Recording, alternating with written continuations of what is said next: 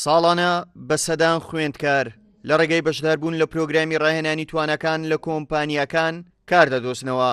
پرۆگرامی ڕاهێنانی توانەکان بەرنامەیەکی فێربوونی حکوومەت یاریمی کوردستانە لە ڕێگەی نووسینگەی جێگری سەرۆکی حکوومەت پاڵ پشتی دەکرێت تا خوێندکاران ئەو زانیاریانەی لە زانکۆ فێر دەبن لە کەرتی تایبەت کاری پێ بکەن. لەڕێی ئەم جۆرە پرۆژانەوە هەم دەستێکی کاری چالاک و بەرهەمدار دێتە ئاراوە، هەم کەرتی تایبەتیش پشت ئەستور دەبێ بە کەسانی ئەکادێمی و خاوەن بەهرە. ئەو گەنجە ڕاوێژکارە لە نووسینگەی جێگری سەرۆکی حکوومەت ئەو کار بۆ ئەو دەکات تا ڕەزامەندی زۆرترین کۆمپانیا بەدەست بێنێت بۆ ئەوەی زۆرترین گەنجی کوردستان بەشدار بن لە ڕاهێنانەکان. ئەو دەڵێت دەمانەوێت کۆمپانیاکان بەدەستی گەنجانی کوردستان بەڕێوە بچن. جیاوازی پرۆگرامی ڕاهێنانەکان ئەمساڵ ئەوەیە کە ڕێژێکی زۆر هەم لە فێرخواز بەشدار بووە هەم لە کەرتی تایبەت.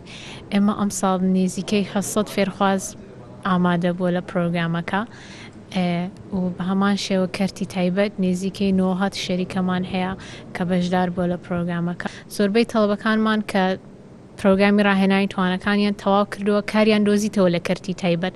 ئێستا پشووی هاوینە سەدان خوێندکار لە شارەکان یاریمی کوردستان لە ڕێگای ئەو پرۆگرامە ڕاهێنان لەسەر کارەکانیان دەکەن. خوێندکاران گەشتبینن بە دۆزینەوەی دەرفەتی کارکردن لە کەرتی تایبەت.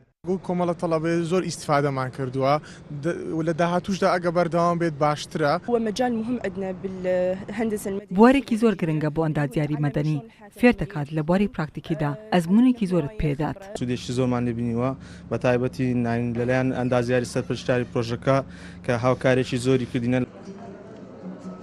4 ساڵ لەمەوبەر سەرەتا کە پرۆگرامی ڕاهێنانی توانەکان دەستی پێکرد 28 خوێندکار لە 3 زانکۆ بەشدار بوون.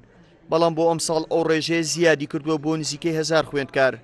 سەرپەرشتیارانی ئەو پرۆگرامە هەوڵی ئەوە دەدەن ساڵ بە ساڵ بەرنامەکەیان فراوانتر بکەن بۆ ئەوەی زۆرترین خوێندکار لە زۆرترین کۆمپانیا کار بکەن.